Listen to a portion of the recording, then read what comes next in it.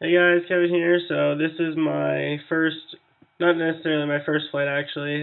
Did a bunch of line of sight tuning to begin with, but this is my first FPV flight with the KISS Robocat here. So you can see there's a little bit of bounce back there.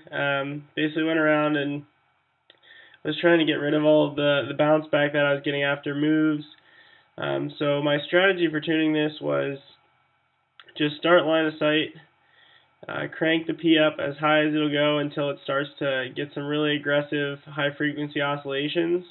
So that's what I did, and then once I got those, I started to increase the D. It's important to understand that these ESCs don't have one shot 125 on them right now. It's just PWM input, so the tuning's a little strange, and that's causing my D to be very, very high. On the KISS, it's up to about 40s and 50s right now.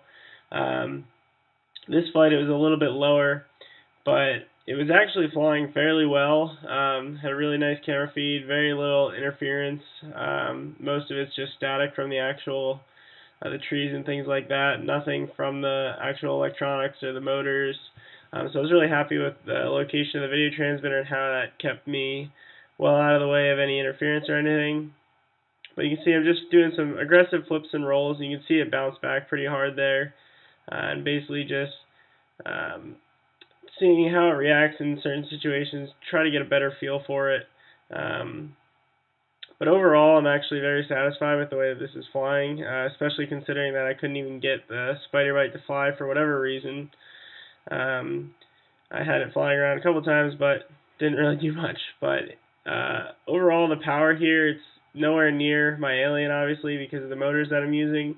But you can see it's still plenty of power to flip around, go through some gaps, and just overall have some fun with it. The total build price for this comes in under $250.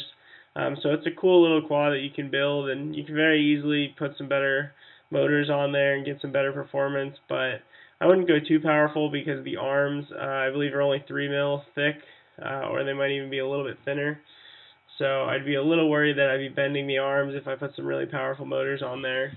But now we're going to jump into a flight after I did some tuning, and you'll see a much bigger improvement on how this thing performs, just in terms of how quickly it stops. The roll axis is really good here. Pitch, I still have a little bit of bounce back, so I need to increase the D on the pitch, but the roll is almost near spot on here. So you guys can just watch the rest of this flight.